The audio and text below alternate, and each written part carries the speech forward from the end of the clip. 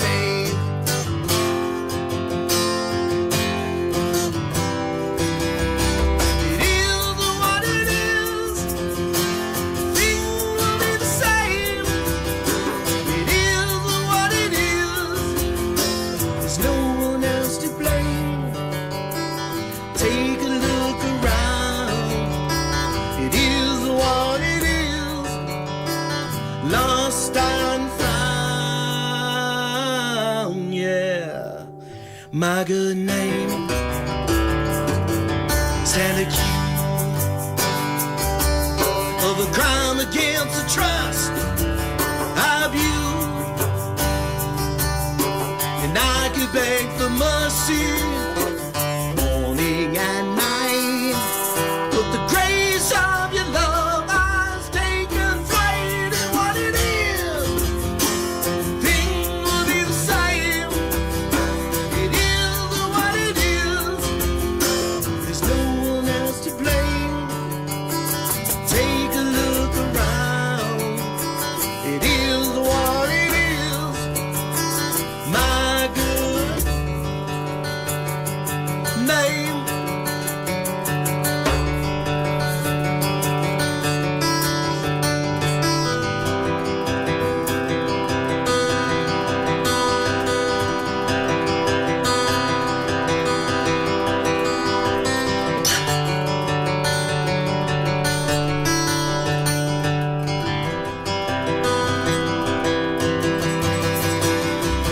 Take a sad song and make it better.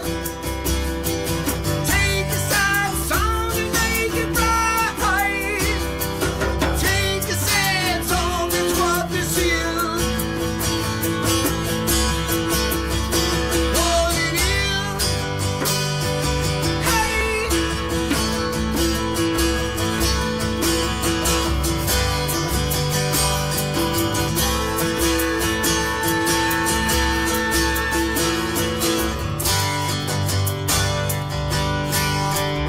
Lost and found, my good name.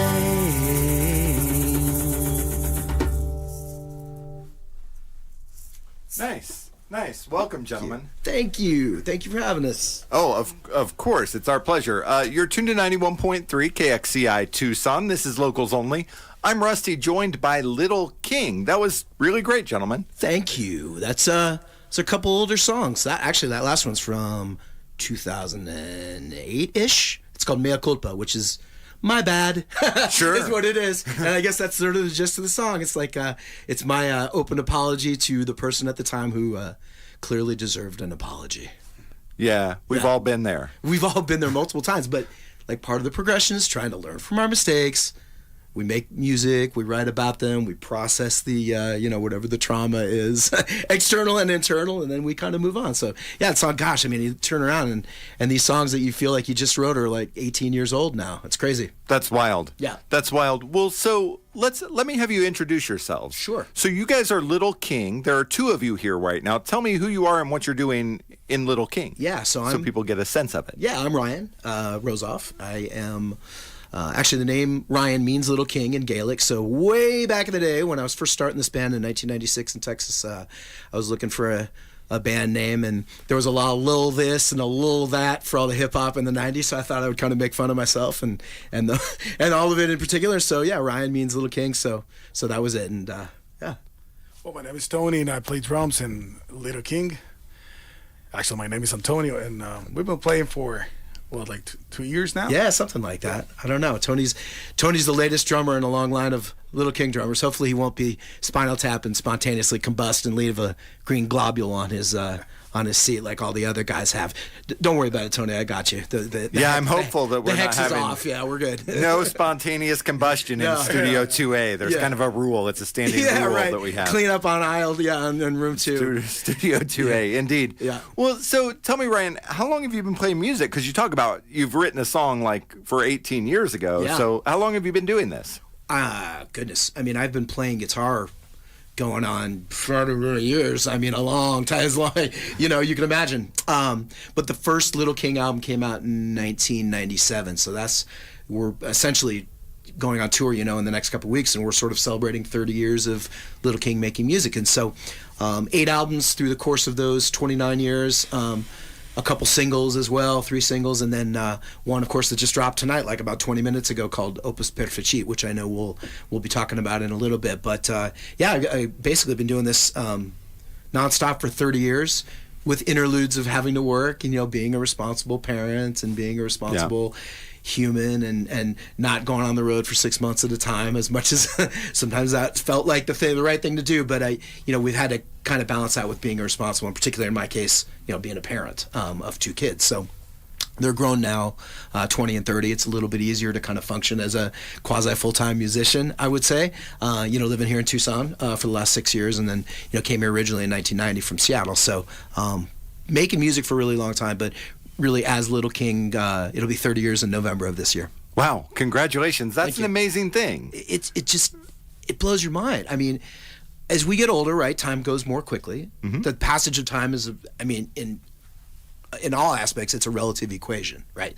So I used to be a high school English teacher, and when you're teaching high school English, you got 16 and 17-year-old kids, and they're not really interested in Moby Dick. At least I found that they weren't that interested. I in found Moby that as well. Yeah, as a middle school teacher, I don't teach Moby Dick. Okay, so there you go. So as an English teacher, I was trying to just find anything that I could, to appeal to them and kind of appeal their sense of place and time. And you don't have much of a concept of the passage of time when you're 17 years old. So my analogy to them was like, look, it's the spiral of time, and the circles get smaller and time moves more quickly the older you get, because a relative equation, right? Math is 1/16 of a high school junior's life. Well, for me, it's 1/54 of my life. Oops, just gave it away. But really, as a kid, now as a 5-year-old though, right? The summer lasts forever, right? As a little kid, because essentially the summer's only 1/20 of whatever it is that you've already experienced. For me, the summer is 216th of whatever it is. So as you get older, I look at my mom, who's a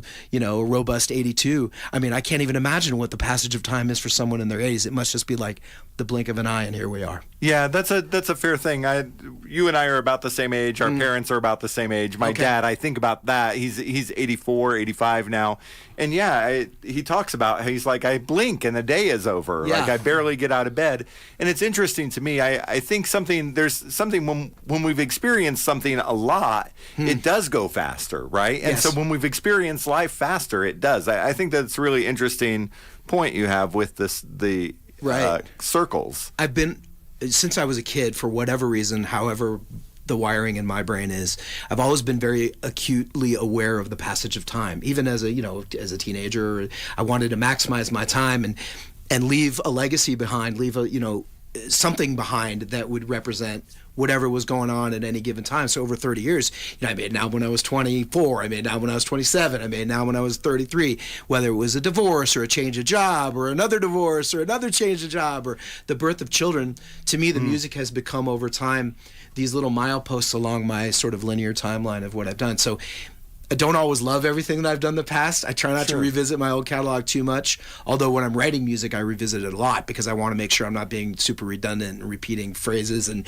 even chord progressions and things like that. So that's really when when Tony and I were in the writing process, because Tony and I wrote basically the last album together, and I was going back and I was like, hey, we can't do that because I already did that in 1998, or hey, that sounds too much like this song from 2004. So these little mileposts along the way have given me sort of, I don't know, almost like pitons, like you're climbing up a mountain and it's like sort of something that you can stick into the mountain and hang on to it, and then you climb up again and you keep kind of going up and up. I love that. And I just made it up, so thanks, man. well, yeah, you obviously have a literary sensibility. Sure. Before we just get back into more music immediately, I kind of wonder, share with us, what have been your influences to write? Like, you've got a new album out, it sounds like, right? Yeah. I mean, our influences are so similar in some ways. Tony grew up in Mexico, but spends a lot of time here, and lives sometimes in Tucson and New York. New York, and where else? I mean, where else have you been? Canada. Well, Canada, New York, South America, New Jersey, a couple of states here. You saved New Jersey the best for last, right? the thing is you're a sponge if you're a musician. You should be a sponge, and I think the influences are pretty broad. I think they're narrow. At least for me, they were pretty narrow as a kid. I mean, again, you said we're similar age. I was growing up listening to the Beatles and Zeppelin and the Stones, and Rush. Was a huge influence for me, for sure. But as you get older, I think you broaden your palette and you come into more contact with people like Tony, who's introduced me to a lot of different rhythms and music and things that really. The last album we released in September, and again, Tony and I sat in my studio right here downtown. I have a studio, 4 blocks away on Pennington, and we just sat and we really. I said, here are these arrangements, and Tony's like bringing his Latin rhythms, very much more into progressive music, like the super progressive music than I am. Yeah, So I love that. yeah, I know you do, and it made our music better, and it's so cool.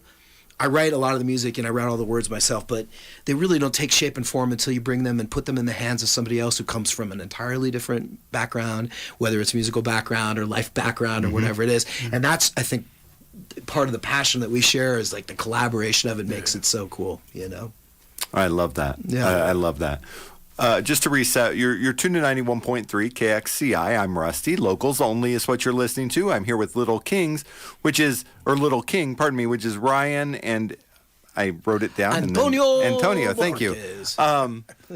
So you guys, before we get into more music, you've got a single that dropped tonight. Yeah. People can find it right now. Like literally 35 minutes ago. Yeah. Right on. Yeah. On Spotify, we can find it? Everywhere. Yeah. Everywhere. What's the name of the cut again? So the song is called Opus Perfecit, or Perfecit, I guess.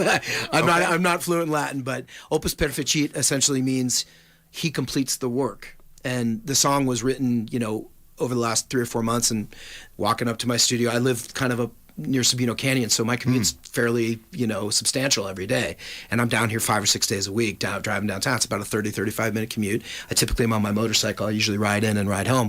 And so the song is about the process, the entire creative process of getting up in the morning, getting on the motorcycle, coming down here, grinding through the arrangements. And Tony can attest to, we play the songs 1,000 times before they're written.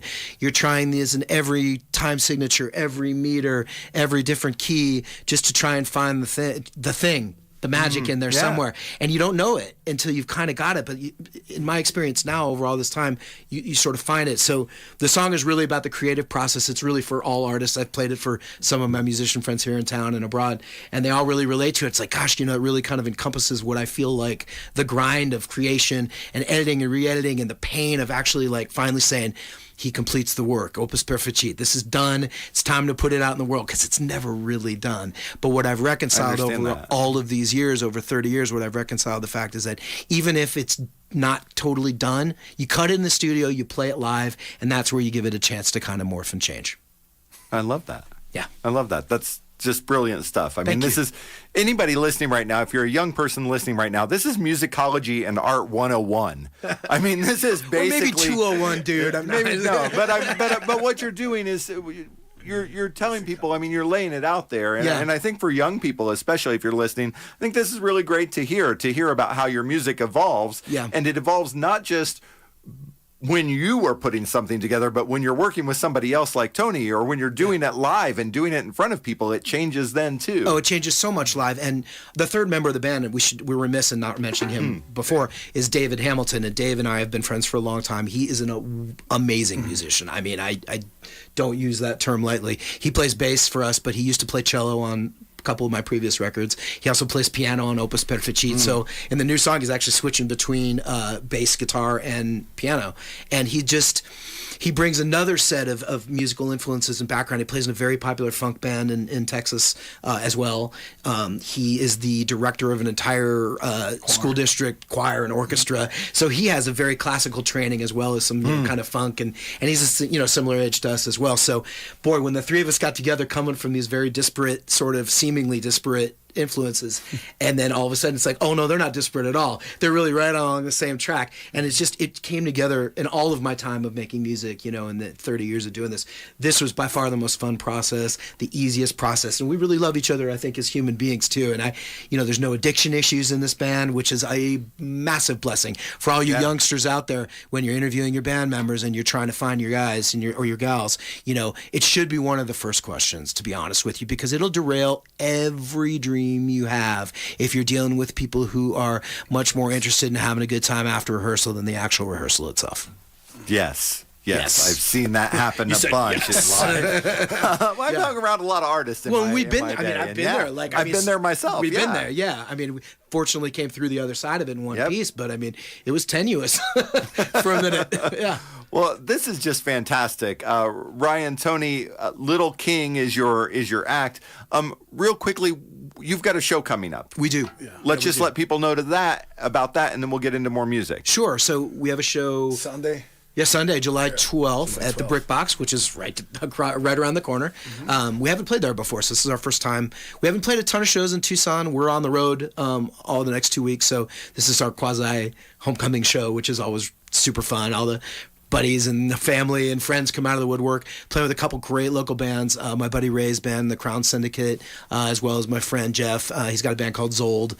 So we're playing with those two guys, and that's this Sunday. I think 7 o'clock is doors or something like that at Brick Box. But yeah, it's we're playing a lot of acoustic music in here tonight, but we're much more of a progressive kind of heavier rock band with some acoustic touches live. So it's quite dynamic, I think, in an hour and 10 minutes of music. One of our main purposes and goals is to make sure that people don't get too bored. We don't want to be to one speed and one note and one key and one dynamic. And with a 3-piece, it's definitely a significant challenge to be able to lay out all those dynamics. So I think the way we've designed this set has been excellent. I'm really proud of what we've put together. We toured a little bit in March and had a great run. So we're really excited to kind of bring it home and play for our family and for our friends and for you all, for sure. Right on. Well, I love the first 2 songs you played for us. You're listening to 91.3 KXCI Tucson. This is Little King. Ryan, Tony, take it away. Let's hear a couple more. Yeah, this is a song called Set It Down. It comes from our album in 2021 called Muse the Q. Set It Down is addresses the theme of what you and I were just talking about, which is the addiction and kicking addiction and, kind of making bad things happen in everybody's life, but how do you make it work for you? How can you turn lemons into lemonade, so to speak? So this is a song called Set It Down. Take it away, Antonio.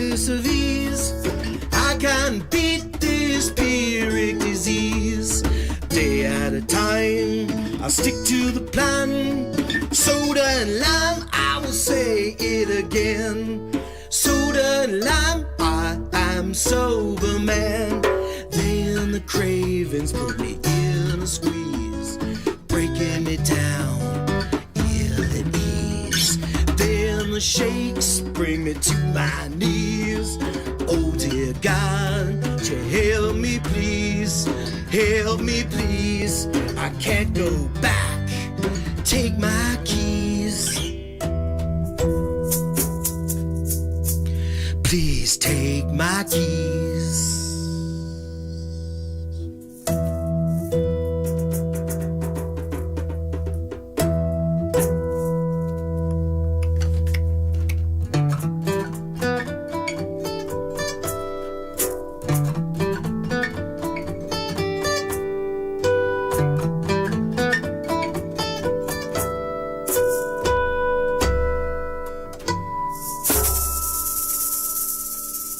Right.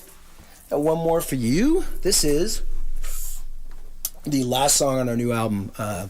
Album's called Lente Viviente, which is a Spanish translation for the phrase "the living lens." And the living lens is how all of our biases and all the things that sneak into our life that color the way we perceive ourselves, perceive each other, perceive the passage of time, and really just asks at the end of this record for us to examine those prejudices and biases, and why do we believe what we believe? Why do we think what we think? Is it environmental? Is it familial? Is it through our friends? Is it through the media that we consume? And I think at the end of it, it's just asking us to take advantage of the time, this gift that we've been given, and to just be kind to each other.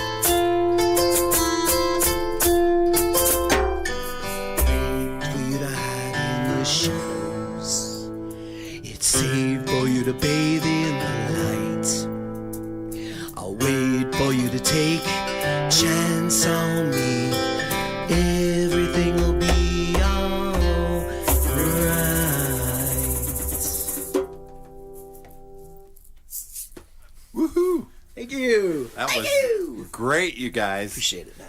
We're not used to playing these acoustics. A little different foray for us. So when you come see us on the 12th, it'll be full on. Well, so let's talk about that. Sure. Real quickly, though, I always like to reset. You're tuned to 91.3 KXCI Tucson. I'm Rusty. I'm with Little King.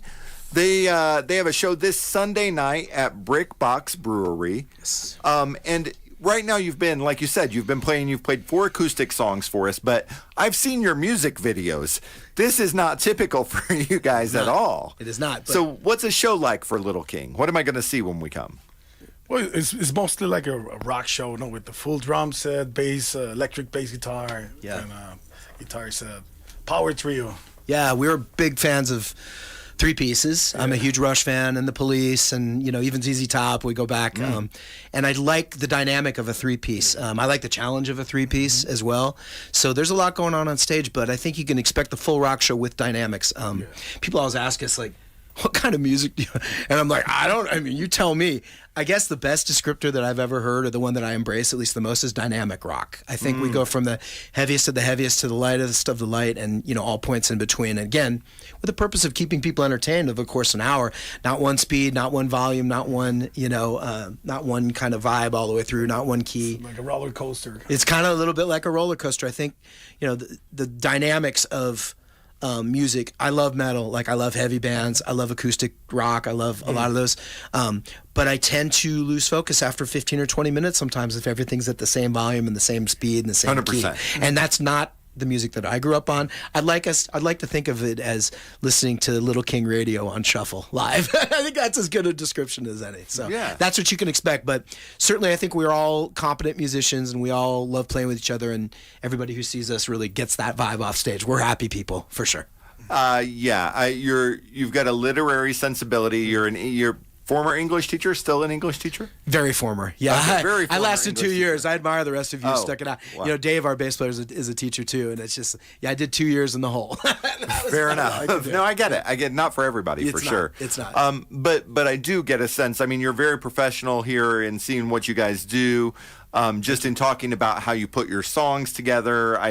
And you've been doing it for so long. Yeah. You can't do that without developing a sense of professionalism, I feel like. Well, I think if you care. You would have thought, if you care, you wouldn't just keep doing it. Yeah. You would lose that, I think. And so doing it for so long, it comes across that you guys really know what you're doing and put on, I imagine, quite a show. I appreciate that. I hope so. I hope it sounds like we know what we're doing. Yeah, Even if you could fool some of the people some of the time, I guess, right? It's old P.T. Barnum. But I do really respect and value an audience, any audience, whether it's one person and some cockroaches and a bartender or a club with 500 people in it. The fact that somebody has decided to give us their time and their energy and their attention, I've come such a long way from just learning, 3 chords on my bed at age 12 with an acoustic guitar, and it sometimes blows my mind that there are actually people out there that care.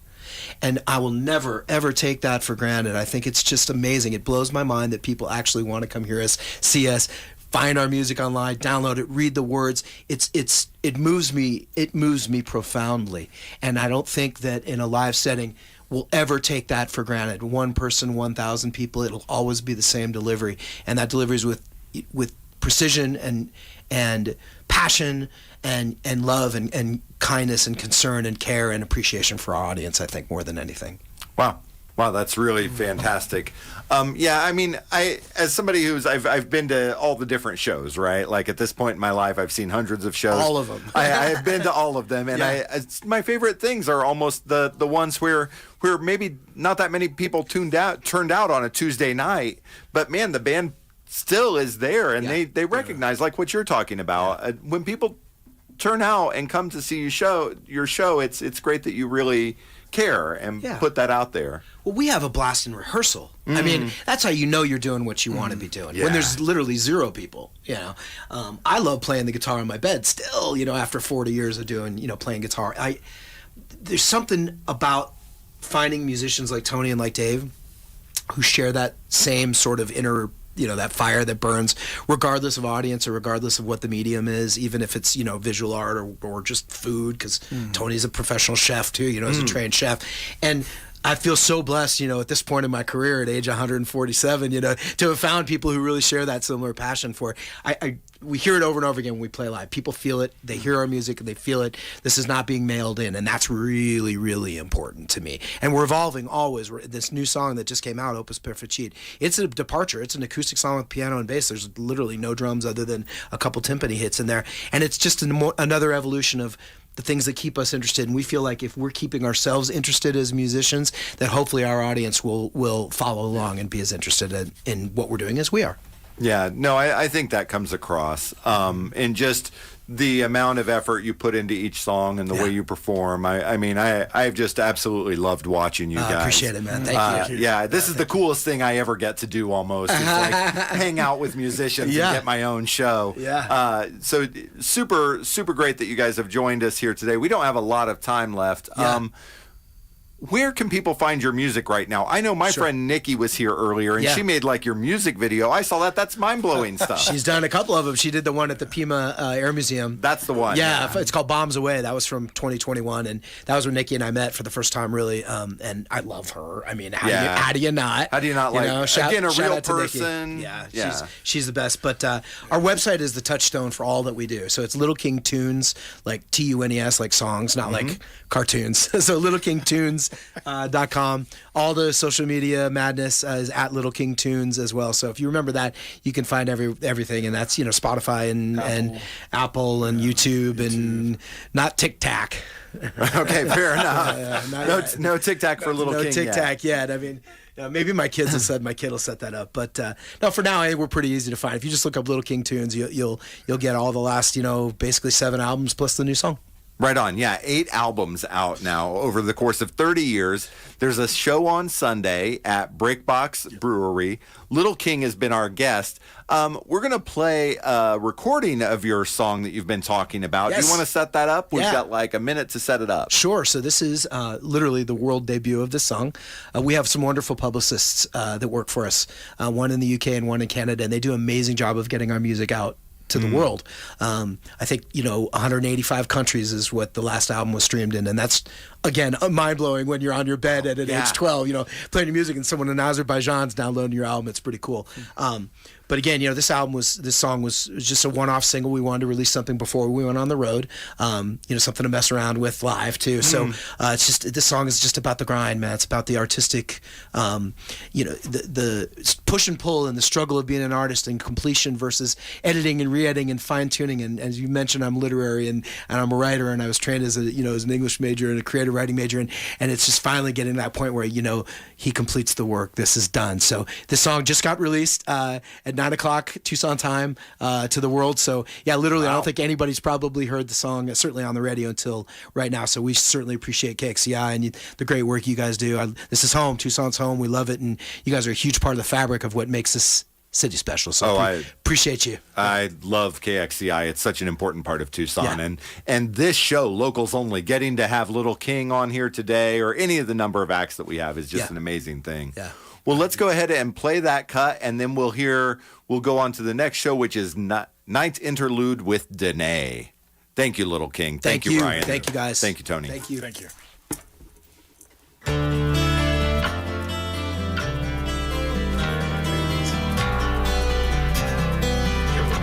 Thank you. Appreciate it. Yeah. Heat up, wheels down, sunrise, midtown.